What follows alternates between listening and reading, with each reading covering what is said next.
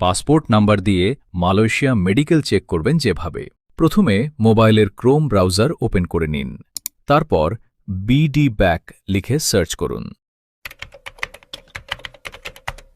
এবার উপরের এই ওয়েবসাইটে যান। তারপর সার্চ আইকনে ক্লিক করে 7855 লিখে সার্চ করুন।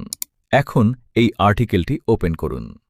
একটু নিচে এসে এখানে ক্লিক করুন। এবার এই বক্সে আপনার পাসপোর্ট নাম্বার লিখুন এবং এখান থেকে বাংলাদেশ সিলেক্ট করে নিন। তারপর এখানে ক্লিক করার সঙ্গে সঙ্গে মালয়েশিয়া মেডিকেল টেস্টের স্ট্যাটাস দেখতে পারবেন। দেখুন, এখানে আমার মেডিকেল টেস্টের স্ট্যাটাস ফিট দেখা যাচ্ছে। এছাড়াও পূর্বের সকল মেডিকেল স্ট্যাটাস দেখা যাচ্ছে। এখানে যদি ফিট লেখা দেখতে পান তাহলে বুঝবেন মেডিকেল টেস্টের রিপোর্ট ঠিক আছে। আর এখান থেকে কোন কোন ডেটে মেডিকেল করা হয়েছিল তার তারিখ দেখা যাচ্ছে।